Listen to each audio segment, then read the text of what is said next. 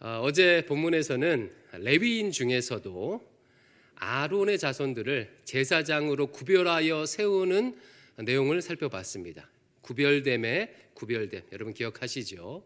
오늘은 세 가지 내용을 담고 있는데 크게 어렵지 않아요. 첫 번째는 뭐냐면 레위 지파 사람들의 숫자를 세는 내용이에요. 그리고 두 번째는 그 레위 지파 사람들이 이동을 할 때 어떤 물건을 들고 어떤 순서대로 이동해야 되는지를 보여주고 있습니다.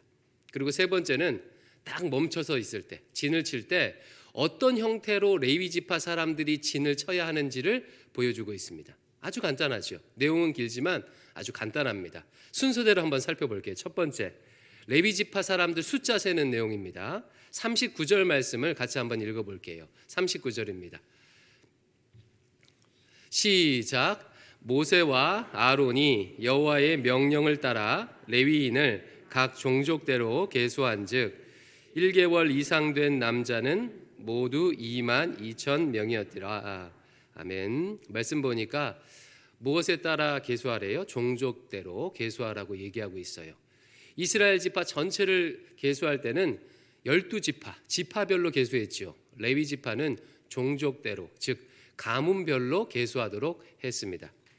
레위에게는 게르손, 고핫, 무라리 이렇게 세 명의 아들이 있었어요. 그리고 이 세 명의 아들이 각각의 가문을 이루었고 숫자 계수할 때 이 세 아들이 이룬 가문을 중심으로 계수를 한 거예요. 이것을 사진으로 보면 아주 간단합니다. 사진 1번 한번 띄워주시겠습니까? 이렇게 되어 있어요. 레위가 있고 세 아들 게르손, 고핫, 무라리 이렇게 있습니다. 그리고 우리가 어제 살펴본 아론은요, 어디에 속해 있습니까? 고핫 자손에 속해 있어요. 그러면서 아론 자손만 따로 제사장 가문으로 이렇게 형성을 했습니다. 그래서 레위 지파를 생각할 때는 이렇게 4개의 가문이 있구나라고 생각하면 돼요. 이름 굳이 다 안 외워주셔도 좋습니다. 레위 지파를 생각할 때는 몇 개의 가문? 4개의 가문이 있구나. 이 정도만 기억하셔도 좋습니다. 아들은 3명인데 그 중에서 고핫 자손 중에서 아론 자손을 가문으로 하나 세운 겁니다. 이 가문별로 1개월 이상 남자 숫자를 셌습니다. 앞서서 이스라엘 군대 숫자를 셀 때는 몇 살 이상을 셌죠?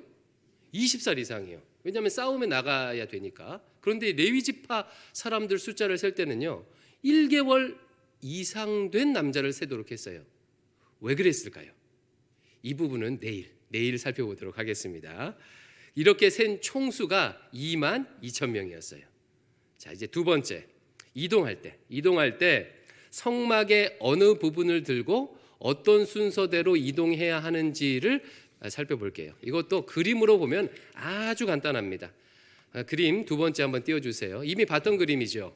이동할 때 어떻게 해요? 제일 앞에 법궤가 있고 각 지파별로 이동하는데 그 사이사이에 레위 지파 사람들이 성막 부품과 성막 기구를 들고 빨간색으로 표시된 부분이요. 이런 순서로 이동을 했습니다. 아주 간단하죠. 내려주셔도 좋아요. 이제 마지막으로 세 번째. 그럼 진 칠 때는 어디에 진을 치도록 했을까? 이것도 사진을 딱 보면 굉장히 쉬워요. 사진 3번 보여주십시오. 오늘 설교의 핵심입니다. 자, 레위 지파 사람들 어디에 진을 쳤습니까? 찾으셨죠? 예. 성막과 다른 지파들 사이에 사방에 이렇게 진을 쫙 치도록 했습니다. 예. 조금 전 레위 지파에 몇 개의 가문이 있다고 했죠? 4개의 가문이 있다고 했어요. 그 4개의 가문이 동서남북으로 이렇게 진을 쳤습니다. 그러면 퀴즈. 성막에서 제일 중요한 부분은 성막 입구가 있는 동쪽이라고 그랬어요. 그래서 이스라엘 사람들은 여호와께서 임재하실 때, 하나님의 영이 임재하실 때 동쪽에서 온다고 생각했어요. 그래서 나중에 에스겔이 막 환상을 보고 그럴 때 여호와 하나님께서 동쪽에서 막 임하시고 그럽니다. 그러면 이 제일 중요한 동쪽에 어떤 가문, 아까 4개 중에서 어떤 가문이 위치했을까요? 아론. 어디 너무 잘하시네요. 제일 중요하니까 제사장 가문인 아론 자손, 그리고 모세를 포함한 아론 자손 제사장 가문이 동쪽에 이렇게 위치했습니다. 자, 이게 오늘 내용 다 끝입니다. 설교 끝내도 돼요. 이 오늘 내용인데 이제 해석을 좀 한번 해보도록 할게요. 자, 다시 한번 사진 3을 띄워주십시오. 사진 3번을 한번 띄워주세요. 자, 이 그림을 보니까 레위 지파의 진 편성의 특징 혹은 핵심은 뭔 것 같으세요? 지난 월요일날 살펴보았던 전체 진 편성의 핵심은 성막이 정 가운데 있는 것이었죠. 성막을 중심으로 해서 전체의 진을 편성했어요. 그러면 딱 보시기에 레위 지파 진 편성의 특징은 뭔 것 같습니까? 이제 내려주셔도 좋아요. 성막과 다른 지파 사이의 경계가 된다는 거예요. 그 사이에 있다는 것이 가장 큰 특징이고 핵심입니다. 레위 지파는 성막의 주변을 둘러싸고 있으면서 성막을 더럽힐 수 있는 어떤 것들도 가까이 하지 못하도록 경계하는 역할을 했어요. 38절 말씀을 읽어보겠습니다. 38절입니다. 시작.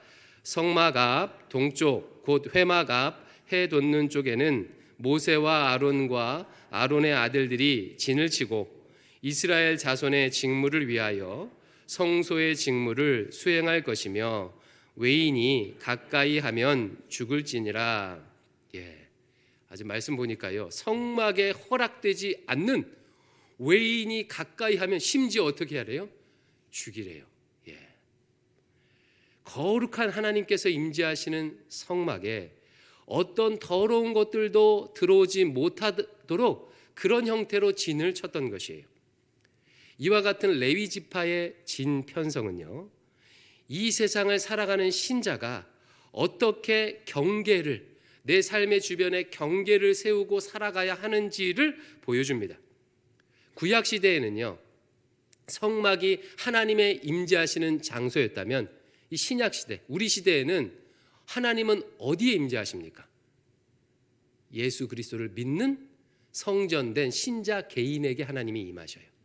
고린도전서 3장 16절 17절 이 말씀도 같이 한번 읽어보겠습니다. 고린도전서 3장 16절 17절 시작. 너희는 너희가 하나님의 성전인 것과 하나님의 성령이 너희 안에 계시는 것을 알지 못하느냐. 누구든지 하나님의 성전을 더럽히면 하나님이 그 사람을 멸하시리라. 하나님의 성전은 거룩하니 너희도 그러하니라. 아멘. 아주 말씀 보니까 분명하죠. 예수 믿는 우리가 하나님의 성전이래요. 우리 안에 성령 하나님이 임재해 계신대요. 그러므로 하나님의 성전된 우리 몸을 더럽히지 말라고 이 고린도전서 말씀이 경고하고 있는 것입니다. 구약 시대의 성막이 거룩했던 것처럼 예수 믿는 우리도 거룩해요. 여기 계신 한 분 한 분이 거룩한 성막, 거룩한 성전입니다. 따라서 구약 시대의 성막 주변에 레위 지파를 이렇게 세워서 경계를 삼았던 것처럼 예수 믿는 신자도 성전된 자신이 더럽혀지지 않도록 내 주변에 레위 지파를 세워야 해요. 그래야 신자의 거룩한 정체성을 유지할 수 있다는 것입니다.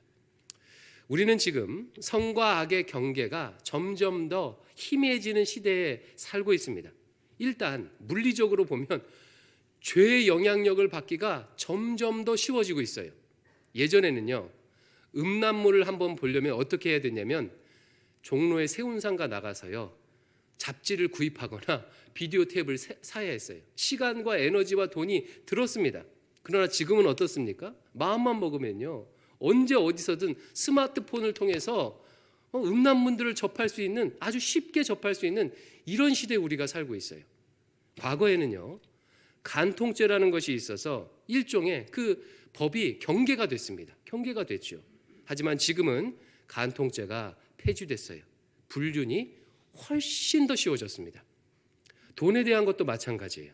과거에는 사회적 분위기가 이 청빈한 삶을 가치 있게 여기는 그런 분위기가 있었습니다. 아마 어린 시절 생각해 보면 청빈한 분들을 존경하는 그런 분위기가 있었어요. 그러나 지금은 합법적이라면 많은 부를 얻는 것이 무조건 좋은 것이라는 그런 세상에 살고 있어요. 제가 유학할 때 한 기독교 윤리 과목을 들은 적이 있는데 그 과목을 가르쳤던 교수님께서 수업 중에 이런 말씀을 하시더라고요. 그러니까 미국 교회 안에 예전에는 부자들이 자기가 부자라는 사실만으로도 부끄러워하고 그리고 뭔가 잘못한 것이 있는 것처럼 생각하는 그런 분위기가 예전에 미국 교회 안에 있었대요. 그래서 교회 갈 때 좋은 차가 있어도 일부러 안 타고 가고 부자라는 것을 티를 안 내려고 굉장히 노력하는 그런 분위기가 교회 안에 있었답니다. 하지만 지금은 교회 안에서도 마음껏 자신의 부를 과시하는 이런 분위기가 생겨서 많이 안타깝다고 이런 얘기를 하셨어요. 저는 그게 무슨 느낌인지 알겠어요. 돈에 대한 일종의 양심의 경계가 옛날에는 있었는데 지금은 이 자본주의 영향으로 또 사회적 분위기로 인해서 그 경계가 무너졌다는 뜻이죠. 이런 사회적 흐름 속에서 신자가 거룩한 성전으로서 자신의 정체성을 유지하기 위해서, 지키기 위해서는 경계를 잘 세우는 것이 정말 너무나도 중요합니다. 우리 주변에 자기 영역에서 정체성, 즉 역할을 잘 감당하는 사람들을 보면 공통적인 특징이 하나 있습니다. 자신의 역할을 감당하는 데 있어서 해가 되는 것을 절제하도록 또 막도록 하는 경계가 있어요. 저희 두 아들은 축구 선수 중에 호날두를 좋아해요. 요즘 세계적인 비호감 선수가 돼서 좀 안타까운데 아무튼 축구만큼은 메시에 비견될 정도로 굉장히 잘하지 않습니까? 이 선수가 지금 나이가요 만 나이로 37살이 넘었어요. 그러니까 한국 나이로 올해 한국 나이로 하면 39살 정도가 된 거죠. 근데 축구 선수로서 이렇게 오랫동안 자신의 기량을 꾸준하게 유지할 수 있었던 비결이 철저한 자기 관리래요. 자기 몸에 나쁜 것들은 섭취하지 않고 건강에 방해가 되는 것은요 철저하게 피하는 거예요. 담배는 당연히 안 하고 그리고 술은요 와인을 조금만 마신대요. 술 입에 대지 않는데요. 당연히 몸에 나쁜 음식은 먹지 않고 운동에 방해되는 것은 하지 않는데요. 자신의 역할을 잘 감당하기 위해서 축구 선수의 정체성을 지키기 위해서 자신의 삶 주변에 경계를 잘 세운 거죠. 무슨 일이든 그 역할을 잘 감당하기 위해서는 해가 되는 것을 피할 수 있는 경계가 있어야 합니다. 신자된 우리도 마찬가지예요. 신자가 하나님의 거룩한 성전으로서의 정체성을 지키기 위해서는 악한 것들이 침범하지 못하도록 삶의 주변에 레위 지파와 같은 것을 배치를 시켜야 돼요. 경계가 있어야 합니다. 그렇다면 신자가 하나님의 성전으로서 거룩함을 유지하기 위해서는 어떤 부분에서 특별히 경계를 해야 될까요? 리처드 포스터라는 유명한 기독교 작가가 있습니다. 이 사람이 쓴 책 중에 돈, 섹스, 권력이라는 책이 있어요. 지금은 이제 고전의 반열에 올라가고 있는 책인데요. 이 책의 핵심 요지는 이렇습니다. 인류 역사가 시작될 때부터 사람들을 또 성도들을 타락하게 만든 대표적인 세 가지가 돈과 섹스와 권력이라는 거예요. 이 세 가지 유혹에 대한 성경적 기준과 경계가 잘 세워져 있어야 성도가 거룩한 정체성을 유지할 수 있다고 이렇게 적고 있어요. 여러분께서는 어떠십니까? 돈 문제에 대해서, 성 문제에 대해서, 이 권력, 명예 문제에 대해서 성경적 기준과 경계를 잘 세우고 계십니까? 인간이 타락할수록요, 이 세 가지 영역에서 경계가 사라져요. 희미해집니다. 아까 말했듯이 돈은 많을수록 좋다고 생각해요. 합법적이라면요, 얼마든지 가져도 된다고 생각해요. 그리고 그렇게 많이 가지려고 합니다. 성의 경계도 무너지죠. 서로 합의만 되면 누구하고도 잠자리를 가질 수 있다고 그렇게 여깁니다. 요즘 시대가 그렇지 않습니까? 권력도 마찬가지입니다. 높이 올라가고 많은 힘을 가지고 유명해지는 것이 무조건 좋다고 생각하고 그렇게 되려고 막 뜨려고 굉장히 다들 노력합니다. 더 힘세지고 더 많이 가져서 하나님처럼 되려는 인간의 악한 본성의 발현이죠. 선악과 죄의 반복입니다. 바벨탑을 쌓는 죄의 반복이에요. 사탄은 창세부터 지금까지 이 세 가지 영역에서 신자를 아주 강력하게 유혹하고 공격하고 있습니다. 야, 돈 많이 벌어. 유명해져. 높은 곳에 올라가. 그래서 하나님께 영광을 돌려. 지금 네 꼬라지로 뭘 할 수 있겠어? 무슨 하나님의 영광이야. 더 많이 돈 벌어. 그래야 영광을 돌리지. 이렇게 유혹을 해요. 야유, 요즘 남들 다 그러잖아. 좀 부부 경계를 넘어서 성적 쾌락을 추구하는 게 뭐가 그렇게 잘못됐어. 남들 하는 것처럼 해도 돼. 이렇게 유혹한다는 거예요. 그러므로 이 땅을 살아가는 신자는 이 세 가지 영역에서 반드시 성경적 기준과 경계를 세워야 해요. 그렇다면 구체적으로 어떻게 경계를 세워야 할까요? 오늘 말씀대로 하면 됩니다. 오늘 말씀대로. 성막 주변에 뭘 위치시켜요? 레위 지파를 위치시키는 거예요.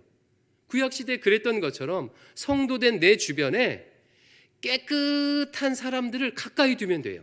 디모데후서 2장 22절 말씀 같이 읽어볼게요. 시작. 또한 너는 청년의 정욕을 피하고 주를 깨끗한 마음으로 부르는 자들과 함께 의와 믿음과 사랑과 화평을 따르라. 자, 이 말씀은 사도 바울이 자기 영적 아들 디모데에게 쓴 편지 중에 한 구절인데요. 디모데가 있었던 에베소 지역은요, 정말 온갖 유혹에 가득했던 곳이에요. 돈이 모이는 무역항이라 엄청난 유혹들이 가득했던 곳이에요. 이런 곳에서 이 젊은 디모데가 자신의 정욕을 이길 수 있도록 바울이 주는 교훈이 뭐예요? 주를 깨끗한 마음으로 부르는 자들과 함께 의와 믿음과 사랑과 화평을 따르라는 거예요. 네 주변에 가깝게 레위 지파 깨끗한 사람을 두라는 거예요. 왜 이것이 중요하겠습니까? 인간은요, 보고 듣는 대로 살아가기 때문에 그렇습니다. 이 시대 사람들이 돈, 성, 권력에 취약한 이유는요, 온통 주변에 이것을 정당화해 주는 이야기밖에 없기 때문에 그래요. 여러분 보시기에 우리 주변에 청빈하게 사세요, 순결을 지키십시오, 자신을 드러내지 마십시오 라는 이야기가 많이 들립니까? 아니면 정반대입니까? 압도적으로 반대 얘기가 많이 들려요. 어딜 가나 뭘 보나 부동산 얘기, 주식 얘기, 연금 얘기, 투자 얘기, 이런 얘기들 뿐입니다. 만나서 하는 얘기들, 어른들 만나서 하는 얘기가요, 다 거기서 거기에요. 인간은요, 보고 들은 대로 살게 돼 있어요. 제가 청년 시절 때만 하더라도 한국의 10대, 20대는요 부동산 투자나 주식 투자에는 관심이 없었어요. 지금은요 중고등학생 아이들도 주식 투자한답니다. 아주 미쳤죠, 그렇죠? 아이들의 꿈이 아름다운 음악을 만들고 감동적인 문학 작품을 쓰고 빈부격차를 해소하고 기후 위기를 극복하고 암 치료제를 개발하고 화성기지를 건설하고 이런 것들이 아니라 건물주래요. 낭만이 사라졌어요. 낭만이. 왜 이렇게 됐겠습니까? 우리 애들이 어려서부터 보고 듣는 것이 온통 그런 것들이기 때문에 그렇죠. 가정의 울타리를 넘어서서 연애하도록 부추기는 목소리가 넘쳐납니다. 유명해져. 떠야 돼. 그래야 큰일하고 돈 많이 번다는 이야기가 아주 그냥 넘쳐나요. 네 맘대로 해. 네 맘이 제일 중요해. 이런 얘기들이 넘쳐나요. 자족하십시오.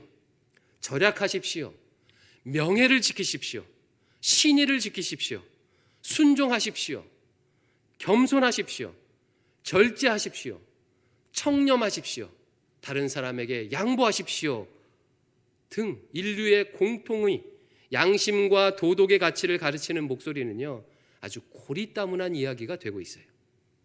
이 광기로부터 신자의 거룩한 정체성을 지키기 위해서는 보고 듣는 것을 바꿔야 하고, 보고 듣는 것을 바꾸기 위해서는 내 인생에 가까운 곳에, 내 인생의 주변에 무엇이 있어야 합니까?